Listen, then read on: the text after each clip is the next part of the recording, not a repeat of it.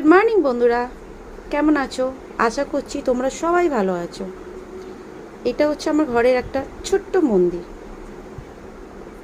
কেমন লাগছে অবশ্য কমেন্টে জানিও। আর এই জাস্ট পুজো দিয়ে উঠলাম, আজকে বৃহস্পতিবার। জানিও অবশ্য কমেন্টে আমার মন্দিরটা কেমন লাগছে। চলো আমার ঘরে একটা নতুন সদস্যর সাথে তোমাদের আলাপ করাই। হাই করো বাবু। Good morning. এইটা হচ্ছে আমার ছোট্ট বাবু,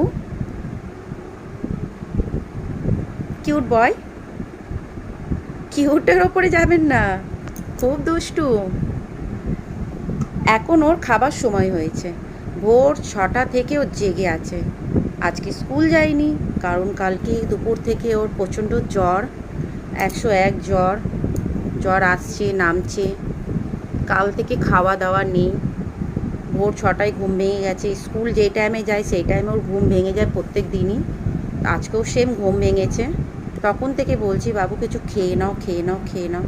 খাবো না মা, আমার ভালো লাগছে না, আমার মুখটা ভালো লাগছে না, তুমি আমার পাশে বসো। সকাল থেকে ওই করে যাচ্ছে। এখন পুজো দিয়ে উঠেছি, আমাকে বলছে মা আমার খিদে পেয়েছে, আমাকে কিছু খেতে দাও।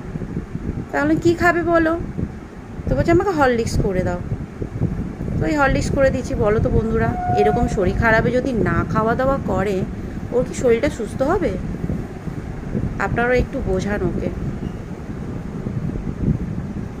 দেখো ওর মুখটা দেখো, বদমাস না কিউট একটু জানাবে কমেন্টে। দুষ্টামি কিন্তু খুবই করে, আর এমনি কিন্তু খুব ভালো ছেলে, পড়াশোনায় এমনি যাই বলো সবিতে খুবই ভালো ছেলে, গুড বয়। আর তোমরা আশীর্বাদ করো ওকে, যাতে ও তাড়াতাড়ি সুস্থ হয়ে যায়, যাতে ওর জ্বরটা নেবে যায়। আর তোমরা একটু বলো যাতে খাওয়া দাওয়া করেও তাড়াতাড়ি সুস্থ হওয়ার জন্য। বাবু তাড়াতাড়ি খেয়ে নাও। জিজ্ঞেস করো সবাইকে কেমন আছেন আপনারা। আচ্ছা জলটা খেয়ে নাও, আস্তে আস্তে জিজ্ঞেস করো সবাই ভালো আছেন। আমাকে আশীর্বাদ করুন যাতে আমি তাড়াতাড়ি সুস্থ হয়ে যাই।